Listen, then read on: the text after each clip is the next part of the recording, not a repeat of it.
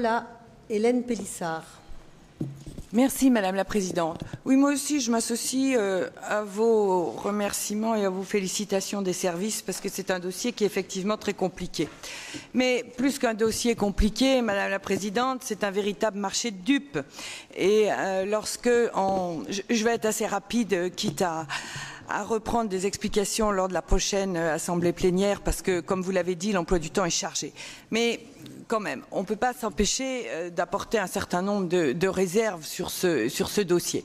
En décembre 2013, lorsque vous nous avez dit que vous vouliez prendre l'autorité des fonds de gestion européens, on vous avait mis en garde, on vous avait dit attention à ce que l'État ne se décharge pas de toute une série de charges sur les budgets régionaux. Alors aujourd'hui, on a des chiffres. Ces chiffres, on va rapidement les balayer. Le coût net de la gestion des fonds européens, c'est 10 122 000 euros, c'est-à-dire le coût qui reste à charge de la région, puisque le coût global est de plus de 30 millions d'euros. Je ne vais pas reprendre les propos qu'a très bien expliqué M. Magnaferro.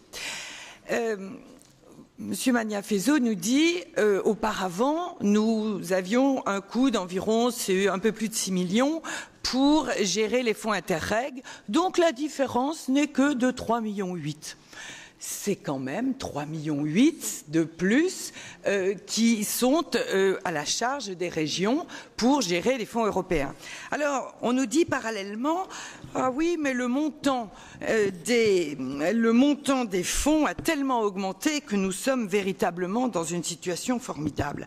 Sauf qu'il ne faut quand même pas oublier qu'en matière de FEADER, si on est passé de 277 millions à 400 millions, c'est parce qu'il y a les fonds FEADER de la PAC qui étaient avant versés de la même façon aux agriculteurs franc-comtois, mais directement par l'État. Donc il y a un changement de source de financement, mais il n'y a pas plus de financement. Il y a plus de financement, il y a plus de fonds gérés par la région, mais il n'y a pas plus de financement qui arrive sur la Franche-Comté. En tous les cas, s'agissant de la PAC, de la politique agricole commune. Alors, les fonds leaders ont augmenté, je suis d'accord avec vous, et les fonds de développement rural ont augmenté, mais pas dans les proportions de 700 millions que vous nous servez systématiquement chaque fois. 170 000, on est passé à 450 000 à 450 millions pour les fonds FEADER. Oui. C'est quand même pas neutre. PAC comprise. Politique agricole commune comprise, c'est-à-dire des fonds qui arrivaient déjà sur le territoire. Quand on passe de 270 millions à 450 millions, on n'est pas sur une stabilisation, on n'est pas sur une stabilité, on est bien sur une augmentation. Et cela est impactant directement pour le territoire. Les fonds ICHN, tous ces fonds-là arrivaient déjà sur le territoire. Je vous en prie. Madame Pélissard. Madame la Présidente, je maintiens ce que je dis. On verra les documents les uns, si vous le voulez bien. Bon, toujours est-il que, je continue, nous avons donc aujourd'hui à notre charge 3,8 millions de plus de dépenses nettes parce que nous sommes autorité de gestion. Sur ces 3,8 millions, nous avons, vous l'avez dit, 2 postes de FSE à payer. Alors vous nous dites 60% sont payés par l'Europe, c'est vrai, mais il n'en reste pas moins que nous avons 40% à financer. Il en est de même pour les 14 postes sur lesquels vous n'avez pour le moment choisi de n'embaucher et de ne créer que 7 postes. Mais je m'interroge très fortement sur ces deux mesures. Premièrement, l'État nous met à la charge 14 postes supplémentaires pour le FEADER. Et deuxièmement, nous avons une amende de l'Europe de 1 milliard d'euros pour la gestion des fonds européens FEADER 2013-2020. Et Monsieur Le Foll, suite à des subventions 2007-2013, pas 2013-2020.